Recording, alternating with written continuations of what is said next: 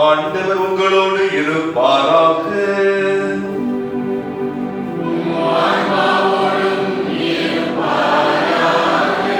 புனித லூக்கா எழுதிய பரிசுத்த நற்செய்தியிலிருந்து வாசகம்.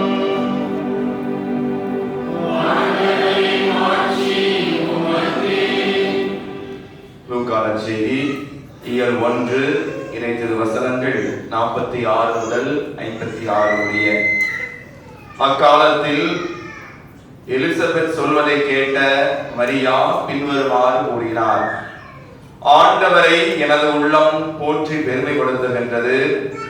என் மீட்பராம் கடவுளை நினைத்து எனது மனம் பேறு வகை கொள்கின்றது. ஏனெனில் அவர் தம் அடிமையின் தாழ்நிலையை கண்ணோக்கினார். இது முதல் எல்லா தலைமுறையினரும் என்னை பேறு பெற்றவர் என்பர். ஏனெனில் வல்லவராம் கடவுள் எனக்கு அரும் பெரும் செயல்கள் செய்துள்ளார். தூயவர் என்பதே அவரது பெயர்.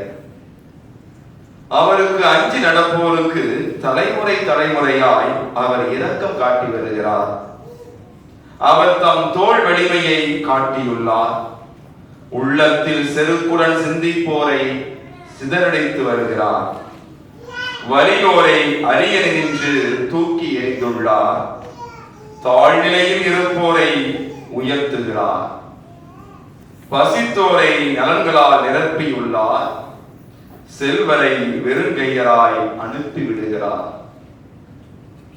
மூதாதையருக்கு உரைத்தபடியே அவர் ஆபிரகாமையும் அவர் தம் வழி மரபினரையும் என்றென்றும் இரக்கத்தோடு நினைவில் கொண்டுள்ளார்.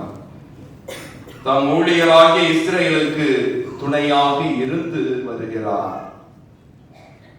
மரியா ஏறக்குறைய 3 மாதம் எலிசபெத்தோடு தங்கியிருந்த பின்பு தம் வீடு திரும்பினார். ஆண்டவரின் அருள் வாக்கு.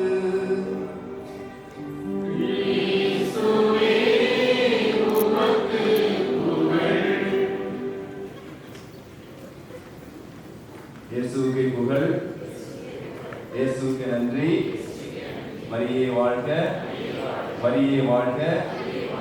ஜெபமாலை வச்சிருக்கவங்க கையில எடுத்துட்டு ஜெபமாலை வச்சிருக்க கையில எடுத்துக்கோங்க.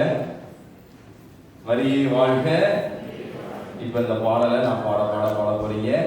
ஜெபமாலை நமக்கு வெற்றி தரும் ஜெபமாலை என்ற பாடல்.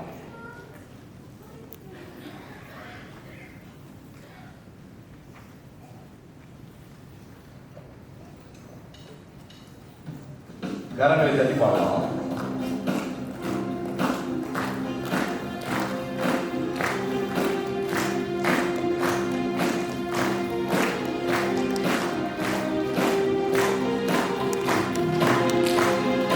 வெற்றி தரும் ஜெபமாலை, கண்ணை கற்று தந்த ஜெபமாலை. வெற்றி தரும் ஜெபமாலை, கண்ணை கற்று தந்த ஜெபமாலை. ஜெபிப்போம் ஜெபிப்போம் ஜெபமாலை ஜெபிப்போம். துதிப்போம் துதிப்போம் உயர் நீங்க துதிப்போம். ஜெபிப்போம் ஜெபிப்போம் ஜெபமாலை ஜெபிப்போம். துதிப்போம் துதிப்போம் உயர் நீங்க துதிப்போம். வெற்றி தரும் ஜெபமாலை, கண்ணை கற்று தந்த ஜெபமாலை. அன்பு மக்களே, இது ஒரு உண்மை சம்பவம்.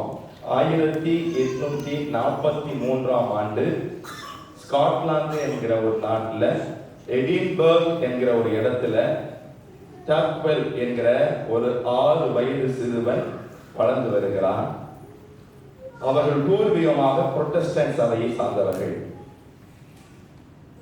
ஆனால் அவன் பள்ளிக்கு செல்லும் பொழுது அவனுடைய நண்பர்கள் மூலியமாக எப்படியோ இந்த ஜெபமாலையை பற்றி அவனுக்கு தெரிய வந்துடுது.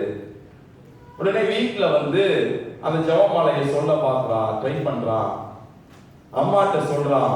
அம்மாவுக்கு ஒரே கோபம்.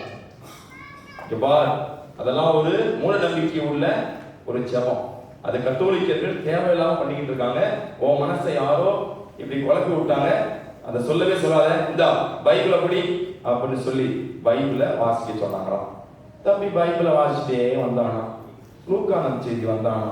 லூக்கா நற்செய்தி எடுத்து முதல் அதிகாரம் 28வது வசனத்துல பாத்தீங்கன்னா, அருள் மிக பற்ற மரியே வாழ்க, ஆண்டவர் உம்மோடு இருக்கிறார்னு இருந்துச்சான். என்னடா இது அப்படின்னு தொடர்ந்து படிச்சானா. லூக்கா நற்செய்தி முதல் அதிகாரம் 42வது வசனத்துல, பெண்களுக்குள் நீ ஆசீர்வதிக்கப்பட்டவள், உம்முடைய திருவயிற்றின் கனியும் ஆசி பெற்றதே. உடனே ஓடலாம் அம்மா கிட்ட போய், அம்மா நீங்க என்னமோ சொன்னீங்கல்ல, பைபிளுக்கு இந்த ஜெபமாலைக்கு சம்பந்தமே இல்ல, இது ஒரு மூட நம்பிக்கை உள்ள ஜெபம்னு, இங்க பாருங்க பைபிள் இந்த வார்த்தை இருக்கு, அதனால ஜெபமா வச்சிருக்காங்கன்னு சொல்லும் பொழுது அந்த அம்மாவுக்கு இன்னும் கோபம் வந்துருது. தம்பி நீ ஒன்னையும் படிக்க வேண்டாம், புது பைபிளையும் படிக்க வேண்டாம், பேசாம இரு அப்படின்னு சொல்லிட்டு அவனை இது பண்ணிடுறாங்க. வருடங்கள் உருண்டு ஓடின. அவனுக்கு 14 வயது ஆகிவிட்டது. அப்பொழுது நன்றாக விவரம் புரிந்து விட்டான். கத்தோலிக்க திருச்சபையை பற்றியும் மற்ற சபைகளை பற்றியும் நன்றாக தெரிந்து விட்டான். அந்த நேரத்தில் அவன் வீட்டில் உள்ள உறவினர்கள் எல்லாம் சேர்ந்து அன்னை மரியாவை பற்றி இழிவாக பேசிக் கொண்டிருக்கிறார்கள். அப்பொழுது அவன் எல்லாவற்றையும் எடுத்து வைத்து, அன்னை மரியாள் கடவுள் பிறப்பதற்கு மிகப்பெரிய கருவியாக இருந்தால், எனவே அந்த அன்னைக்கு நாம் தகுந்த மரியாதை கொடுக்க வேண்டுதான் என்று அவர்கள் சொல்கிறார்கள். தவிர அவர்களின் தவறு இல்லை என்று சொல்லி வாதாடி பார்த்தார். அனைவரும் ஆச்சரியப்பட்டு போயிட்டார்கள். குறிப்பாக அந்த தாய், ஆஹா விட்டா இவன் அந்த சபைக்கே போயிடுவானே அப்படின்னு சொல்லிட்டு, நீ இதை பத்தி பேசவே பேசாதீங்க அப்படின்னு சொல்லி சொந்தக்காரன் பேசலாம்னு சொல்லிட்டாங்க. இவங்க அக்காவுக்கு கல்யாணம் ஆகுது. தக்வலுடைய அக்காவுக்கு கல்யாணம் ஆகுது. கல்யாணம் ஆகி 2 குழந்தைகள். ஒரு குழந்தைக்கு உடம்பு சரியில்லை. டாக்டர்கிட்ட போய் பார்த்து எவ்வளவோ சரி மருத்துவ சிகிச்சை எடுத்தாலும் சரி வரல. உடனே என்ன சொல்றாங்க, இனிமே நான் எங்க கையில இல்லமா, கடவுள் கையில தான் சொல்லிட்டாங்க. வீட்டுல அப்படி அந்த பையனை பார்க்க வந்த இந்த தக்வல் தன்னுடைய அக்காட்ட சொல்றான், அக்கா இப்பயாவது சொல்றேன்க்கா, ஒரே ஒரு முறை அந்த அருந்தனுடைய ஜெபம் சொல்லுவோம்க்கா, எனக்கு நம்பிக்கை இருக்கா, என் ஃப்ரெண்ட்ஸ் சொல்லியிருக்காங்க அப்படின்னு சொல்லி அவங்க அந்த அக்கா சரி அப்படின்னு சொல்லி வேண்டாம் விருப்பத்தோட சொல்லு அப்படின்னு நான் சொல்ல நீங்களும் சொல்லுங்கக்கா அப்படின்னு சொல்லி, அருள் நிறைந்த மரியே வாழ்க, ஆண்டவர் உம்முடனே, பெண்களுக்குள் வேறு பெற்றவர் நீரே, உம்முடைய திருவயிற்று கனியாகி இயேசுவும் ஆசி பெற்றதே. புனித மரியே இறைவனின் தாயே, பாவிகளாய் இருக்கின்ற எங்களுக்காக இப்பொழுதும் எப்பொழுதும் எங்கள் மரண நேரத்தில் வேண்டிக் கொள்ளுமாம் என ஒரே ஒரு முறை சொல்லி பிற்படுத்திருக்கிறாங்க. அடுத்த நாள் நோய்வாய்ப்பட்டிருந்த அந்த குழந்தை எழுந்து குணமாகி நடக்க ஆரம்பித்து விட்டது. Praise the Lord. கடவுளுக்கு மகிமை செலுத்தலாம். அன்பு மக்களே, ஒரே ஒரு முறை நீங்கள் அருள்மிகு மரி ஜெபம் சொன்னால் என்ன அதிசயம் என்பதை இந்த தக்வல் என்ன தெரியுமா, அந்த அக்கா குடும்பத்தையும் கத்தோலிக்க திருச்சபையை ஆஸ்தானம் வாங்க வச்சு, அவங்க அம்மாவையும் வாங்க வச்சு, இந்த தக்வல் ஒரு கத்தோலிக்க திருச்சபையில் பாதிரியாராக மாறி, குருவானவராக மாறி, அவர் இன்று சாட்சியாக இந்த நீங்க இதெல்லாம் போய் கூகுள்ல சர்ச் பண்ணி பாருங்க, ஃபாதர் டக்வெல் அப்படின்னு அடிங்க, உங்களுக்கு டக்குன்னு வரும், எல்லா விவரமும் வரும். ஏன்னா நம்ம மனசுக்கு எதையும் குரூப்பா பார்த்தாதான் நம்புவோம், அது வரைக்கும் நம்பாது. இயேசு கிறிஸ்துவுக்கு பிரியமானவர்களே, இன்னைக்கு நான் உங்களுக்கு 5 விரல் புரட்சி சொல்லி தர போறேன். ஜெபமாலையில 5 முக்கியமான கருத்துக்களை சொல்ல போறேன். முதல் விரல், இதை கொண்டு நான் என்ன சொல்ல போறேன்னா, இந்த திருச்செப மாலை என்பது இறை வார்த்தைக்கு பிரதிநிதியாக வந்தது தவிர இறை வார்த்தையை பிரிப்பதற்கு கிடையாது. அதை மட்டும் நீங்க புரிஞ்சுக்கங்க. தொடக்கத்தில் இந்த ஜெபமாலை எப்படி வந்து தெரியுமா உங்களுக்கு? அயர்லாந்துல எங்களை போன்ற துறவற சபைகள் குருக்கள் என்ன பண்ணாங்கன்னா, ஒவ்வொரு நாளும் கட்டளை ஜெபம் சொல்லணும். சிஸ்டர் கிட்ட சொல்லுவாங்க, காலையில கட்டளை ஜெபம், சாயங்காலம் கட்டளை ஜெபம், மதியம் 12 மணிக்கு கட்டளை ஜெபம், 3 மணிக்கு ஆபீஸ் ஆஃப் ரீடிங். ஐயோ ஏன் கேட்குறீங்க? எங்களுக்கெல்லாம் போக ஒரு ஆப்ஷன் கொடுத்துட்டாங்க, காலை ஜெபம் சாயங்காலம் தான் போகலாம். அதுக்கே போகிறது கஷ்டமா இருக்குது. இதுல வேற மத்தியானம் போகணும், 3 மணிக்கு போகணும்னா 3 மணிக்கு நம்மளால போக முடிப்பாங்க? 3 மணிக்கு எப்படி இருக்கும் நம்ம நேரம்? அப்படியே 7th ஹெவன்ல இருப்போம். அவ்வளவு தூங்கிட்டு இருக்க நேரத்துல அந்த அன்பு மக்களே மறந்து விடக்கூடாது. அப்போஸ்தலர்கள் பணி புத்தகம் 3வது அதிகாரம் 1 வசனத்துல சொல்லப்பட்டிருக்கிறது, அப்பொழுது பேதுருவும் யோவானும் விதை வேண்டல் செய்யும் நேரமாகிய பிற்பகல் 3 மணிக்கு ஆலயத்திற்கு சென்றார்கள். ஆக இப்படி என்ன செய்யணும் தெரியுமா? நீங்க மக்களே நீங்களும் சொல்லணும் கட்டளை ஜெபம்.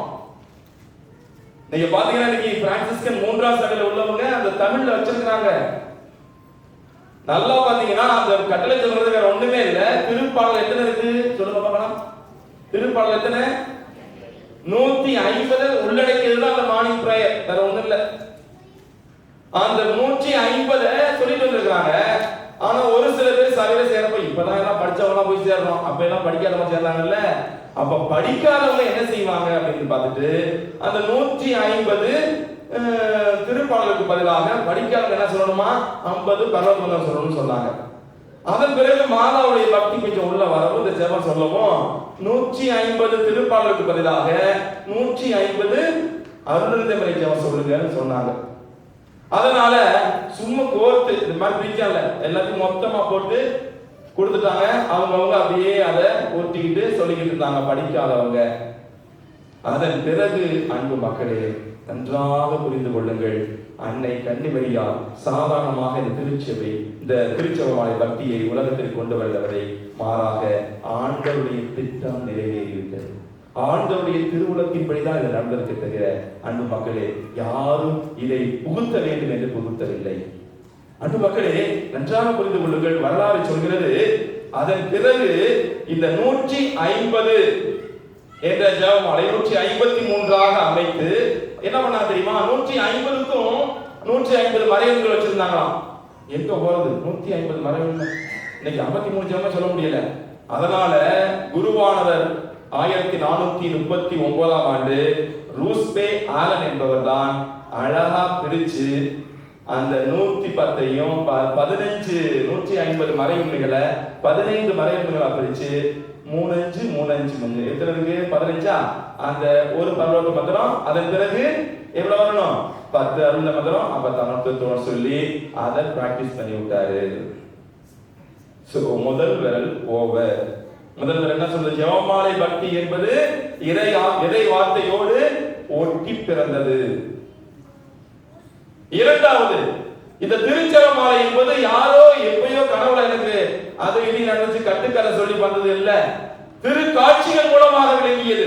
நான் உங்களுக்கு 3 காட்சியை சொல்ல போறேன். இப்ப 1213ஆம் ஆண்டு ஆல்பிஜென்சிய பதிதம் அப்படின்னா என்னன்னா, நமக்குள்ள ஒரு விதமான தவறான கொள்கை இருந்துச்சு. நம்ம கத்தோலிக்க திருச்சபையில இருந்து ஒரு சில பேர் என்ன பண்ணாங்கன்னா, கத்தோலிக்க திருச்சபையில நம்மளுடைய கருத்துக்கு எதிராக அவர்கள் போதிக்க ஆரம்பித்தாங்க. என்னன்னா, அந்த உடம்புங்கிறது சாத்தான், ஆன்மாதான் நமக்கு முக்கியம், அதனால என்ன செய்யணும், இந்த உடம்ப நம்ம வெறுத்துறணும். அதனால என்ன செஞ்சிருக்காங்க, ஏகப்பட்ட நபர்கள் என்ன செய்ய ஆரம்பிச்சாங்கன்னா, இந்த சுயசைடு நம்ம தற்கொலை பண்ணிக்கிறதுலாம் நல்லது, தற்கொலை பண்ணிட்டு நேரா போயிடுவோம், அந்த உடம்பு வேண்டாம் அப்படின்னு சொல்லி தவறான கொள்கை நடத்தி அதன் மூலம் என்ன சொன்னாங்கன்னா, அப்படி ஆண்டவர் மனு ஒரு எடுத்திருந்தால் அது தவறானது. எனவே மனிதனாக பிறந்த இயேசு ஆண்டவர் அல்ல, அவர் மனுஷன் தான் சொல்லி மிகப்பெரிய தப்பறை கொள்கை பரவி கொண்டிருந்தது. அந்த நேரத்துல இன்னசென்ட், 3ஆம் இன்னசென்ட் என்ற திருத்தந்தை என்ன செஞ்சார் தெரியுமா? நம்முடைய சுவாமிநாதர்கிட்ட, ஐயா நீங்க போய் அந்த பிரச்சனையை சால்வ் பண்ணிட்டு வாங்கன்னு அனுப்ப, இவரும் போய் என்னென்னமோ பிரசங்க வச்சு பார்த்தாரு. என்ன மாதிரி கத்தி பிரசங்க வச்சுப்பாரு.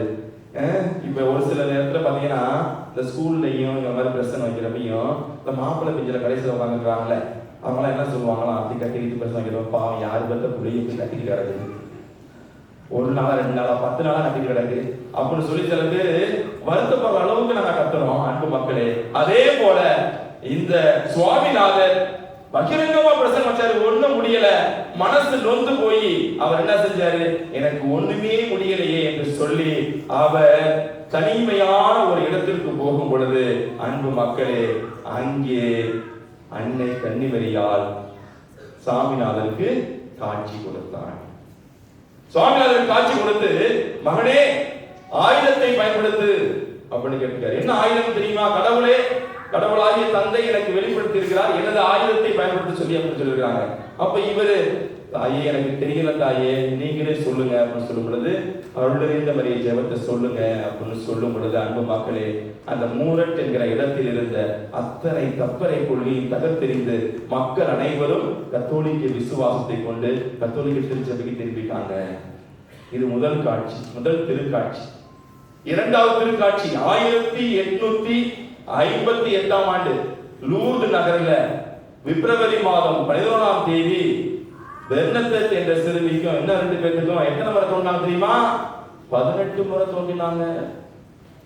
அப்படி தோன்றி அவர்கள் காட்சி அளிக்கும் பொழுது அவர்கள் கரத்தில் ஜெபமாலை இருந்ததாகவும், அந்த ஜெபமாலை அன்னை கன்னிமரியால் காட்சி அளிக்கும் போது உச்சரித்ததை போல பெர்னதெத் உணர்ந்தால், குறிப்பாக அன்பு மக்களே, தந்தைக்கும் மகனுக்கும் தூய ஆவிக்கும் என்று சொல்லும் பொழுது அன்னை கன்னிமரியாலை குனிந்து சொன்னார்களாம். Praise the Lord. Hallelujah. இன்னைக்கு நாங்களாம் அவ்வளவு ஃபாலோ பண்ணதில்லை. நம்முடைய சிஸ்டர்ஸ் சபையில நான் இப்ப சமீபத்தில் போய் தியானம் எடுத்தேன். அப்ப பார்த்தேன், தந்தைக்கும் மகனுக்கும் சொல்லும்போது அப்படியே தூய ஆவியானவர்கள் சொல்லும் பொழுது அவங்க குனிஞ்சாங்க. இது உண்மையிலேயே மாதா செஞ்சது. அடுத்தது காட்சி 1917ஆம் ஆண்டு, 19ஆம் நூற்றாண்டுல நல்லா கவனிச்சுக்கங்க. 1917ஆம் ஆண்டு மே மாதம் 13ஆம் தேதி எங்க தோன்றினாங்க தெரியுமா? பாத்திமா நகர்ல. எத்தனை முறை தோன்றினாங்க தெரியுமா? மாதா 6 முறை தோன்றினாங்க. 6 முறை தோன்றும் பொழுது உங்களது பெயர் என்னவென்று சொல்லும் பொழுது அங்கே அவர் சொன்னது, நான் ஜெபமாலை வாக்கினி, ஜெபமாலையின் தாய் என்று சொல்லி இருக்கிறார்கள். எனவே அன்பு மக்களே, இது சாதாரணமானது இல்லைங்க. ஜெபமாலை ஆண்டவரே திருவுளம் கொண்டு அன்னை மரியா வழியாக வெளிப்படுத்தியதுதான் திருச்செபமாலை. ஆக 2வது முடிஞ்சிச்சு. அன்பு மக்களே, ஜெபமாலை, திருச்செபமாலை என்பது திரு காட்சிகள் மூலமாக நமக்கு வெளிப்பட்டது. அன்பு மக்களே, 3வதை பற்றி நாம் பார்க்க போறோம். 3வது என்னன்னா, வாழ்க்கை போராட்டமாக இருந்தாலும் உலக போராட்டமாக இருந்தாலும் அந்த போராட்டத்தில் ஜெபமாலை பக்தி நமக்கு ஜெயம் கொடுக்கும், வெற்றி கொடுக்கும். ஒரு 2 போராட்டத்தை சொல்ல போறேன். 1571ஆம் ஆண்டு நடந்த போராட்டம் யாருக்கு தெரியுமா? கிறிஸ்தவர்களுக்கும் முகமதியர்களுக்கும் எதிராக நடந்த போராட்டம். அப்ப கிறிஸ்தவர் தோத்து போய்வாங்க நினைக்கிறாங்க. உடனே அப்பொழுது இருந்த 5ஆம் பத்தினால திருத்தந்தை எல்லோரையும் ஜெபமாலை சொல்லுங்கள் என்று சொல்கிறார். அன்பு மக்களே, அனைவரும் ஆச்சரியப்படும் அளவுக்கு அந்த போரிலே கிறிஸ்தவர்கள் வெற்றி பெற்றார்கள். எனவே அந்த வெற்றி பெற்ற நாள் தான் அக்டோபர் மாதம் 7ஆம் தேதி. அதை வெற்றியின் விழாவாக அந்த 5ஆம் பத்தினால திருத்தந்தை கொண்டாடினார். Praise the Lord. Hallelujah. அன்பு மக்களே, அடுத்தது ஒரு போராட்டம் நடந்துச்சு. 1863ஆம் ஆண்டு கிறிஸ்தவர்களுக்கும் துருக்கியர்களுக்கும் எதிரான போராட்டம். இந்த போராட்டத்தின் போதும் அப்பொழுது இருந்த திருத்தந்தை 13ஆம் கிரகோரியார் என்ன செய்தார்? ஜெபமாலை சொல்லுங்கள் என்று சொல்லி அனைவரும் ஜெபமாலை சொன்னார்கள். அன்பு மக்களே, அங்கே கிறிஸ்தவர்களுக்கு வெற்றி கிடைத்தது. அது முதல் தான் ஒவ்வொரு வருடமும் அக்டோபர் மாதம் 7ஆம் தேதி ஜெபமாலை மாதாவுடைய திருவிழாவை நாம் கொண்டாடி வருகின்றோம். அன்பு மக்களே, இது போராட்டங்கள், அந்த போர்ல மட்டும் வெற்றி பெறுவதில்லை, நம்ம வாழ்க்கையிலேயும் வெற்றி பெறுவதற்கு ஜெபமாலை பக்தி மிக மிக முக்கியம். கரெக்டா சொல்லுங்க. இந்த வேலை எதை சொல்லுச்சு?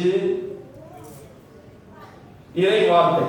இறை வார்த்தையை உள்ளடக்கியதுதான் ஜெபமாலை. 2வது திருக்காட்சிகள். திருக்காட்சியில வெளிப்பட்டதுதான் திருஜெபமாலை. 3வது இப்ப சொன்னது போர்.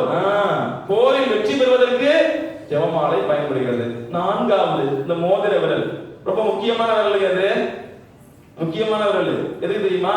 இந்த நரம்பு, இந்த விரலோட நரம்பும் இதயத்தின் நரம்பும் ஒன்னா சேர்ந்திருக்கான். அதனாலதான் நீ கல்யாணம் பண்றப்ப இன்பத்திலும் துன்பத்திலும் உடல் நலத்திலும் நோயிலும் நான் உனக்கு பிரமாணிக்கமாயிருந்து என் வாழ்நாள் எல்லாம் உன்னை மிதிக்கவும் அன்பு செய்யவும் வாக்களிக்கிறேன். எப்படி வாக்களிக்கிறேன்? வாக்களிக்கிறேன் அப்படின்னு சொல்லி போகிறது. ஒரு கல்யாணத்துக்கு நான் போயிருந்தேங்க. இப்பதான் பொண்ணு அப்பெல்லாம் படிச்சிருக்காங்களே, சரின்னு கார்டை கொடுத்துட்டாங்க படிக்க சொல்லி. அந்த பொண்ணு சொல்லுது, சோபியா என்னும் நான் ஜோசப் என்னும் உங்களை என் மனைவியாக ஏற்றுக்கொள்கிறேன் சொல்லுது. பங்கு சமயத்துக்கு ஆடி போச்சு. ஏமா உண்மையிலே மனைவியாக இருக்க போல கல்யாணத்துக்கு அப்புறம், ஆனா இப்பயும் படிக்கிறது கனவுன்னு சொல்லுமா அப்படின்னாங்க. இயேசு கிறிஸ்துவுக்கு பிரியமானவர்களே, ஆக இந்த விரல் மிக முக்கியமானதுங்க. சாத்தானை எதிர்கொள்வதற்கு மிக மிக உதவியாக இருப்பது எது? ஜெபமாலை. மே மாசம் நடந்ததுங்க. இந்த வருஷம் மே மாசம் நான் திருச்சியில 10வது கிளாஸ் தில்லைநகர்ல இருந்தேன். அப்போ ஒரு பொண்ணை கூட்டிட்டு வந்தாங்க. அந்த பொண்ணு கல்யாணம் ஆகி 2 பையன் இருக்கிறாங்க, கணவர் இருக்கிறாரு. அந்த ஆட்டோல இறங்கி கோயில் நுழைச்சுன்னா வர முடியுது நிற்குது. எனக்கு ஆடி போச்சு. என்னடா நம்ம கவுன்சிலிங் கொடுக்கலாம், பிள்ளையெல்லாம் ஓட்டுறதெல்லாம் கொஞ்சம் ரிஸ்க் ஆச்சே அப்படின்னு நினைச்சு நான் கொஞ்சம் பயந்துட்டேன். ஆனா அந்த அம்மா வந்துட்டு ஃபாதர் நீங்க ப்ரேயர் பண்ணி விடுங்கப்பா, நான் போவோம் ஃபாதர், இந்த அங்கி போட்டிருக்கீங்கன்னா அங்கே இறங்கி அதெல்லாம் போயிடும் ஃபாதர் அப்படின்னாங்க. ஆஹா, இந்த அம்மா வந்து இவ்வளவு பண்றாங்களேன்னு சரி உள்ள கொண்டு வாங்க அப்படின்னேன். மனசுக்குள்ள பயம் தான், வெளில வரக்கூடாது. அதனால நான் என்ன பண்ணிட்டேன், இந்த பாடுபட சில பேர் வச்சுட்டு உள்ள கூட்டிட்டு வாங்கம்மா அப்படின்னேன். உள்ள எனக்கு தான் தெரியும் எவ்வளவு பயந்தேன்னு. உள்ள வந்து முட்டி போட சொல்லுங்க அப்படின்னு முட்டி போட்டுச்சு. முட்டி போட முடியாது இதுல இதனால அது இவ்வளவு முறைக்குது அப்படின்ட்டு நானும் எதாவது அந்திரியா ஜோவா இருக்குல்ல, இதோ ஆண்டவரை திருச்சிலுவை எதிரிகளை ஓடி போங்கள், யூதா குலத்தவரும் தாவீது சந்ததியுமான இயேசு ராஜா வெற்றி கொண்டார் அல்லேலூயா அப்படின்னு சொல்றேன். சிரிக்குது. நான் கோபத்துல பேசிட்டு அது சிரிக்குது. ஏன் சிரிக்கிற அப்படின்னா மிரட்டியா அப்படிங்குது. ஐயோ இது நடக்குது. அவன் பேர் என்ன அப்படிங்க? என் பேரு பிரகாஷ் தெரியுமா அப்படின்னு. பொம்பளை புள்ள பேர் என்ன சொல்லுது? பிரகாஷ். நீ எந்த ஊரு? நான் மதுரை அப்படிங்குது. இது என்னடாது, எங்கெங்கயோ கனெக்ஷன் சொல்லுது. நமக்கு எங்க போன மதுரைக்கு போனதே கிடையாது. மதுரையா? ஏன் இந்த பொண்ணு மேல வந்த அப்படின்னு கேட்டேன். அதுவா, இந்த பொண்ணு நான் லவ் பண்ண பொண்ணு மாதிரி இருக்குது. நான் லவ் பண்ண பொண்ணு எனக்கு கிடைக்கல, அதனால தூக்கு மாடி செத்துக்கிட்டேன். ஜனவரி மாசம் 26ஆம் தேதி செத்தேன், புரியுதா? அதனால இந்த பொண்ணுகிட்ட வந்து நிக்கிறேன். சரி இந்த பொண்ணை விட்டு போமா அப்படின்னா, போடா அப்படின்னா நான் போக மாட்டேன். மிரட்டுது. நானும் இன்னொரு பாட்டி சொல்லி கொடுத்த ஜபம், அப்பாலே போ சாத்தானே அவர்களை போதிக்காதே சமணத்தை கிட்டவா சாத்தானே எட்ட போங்கிற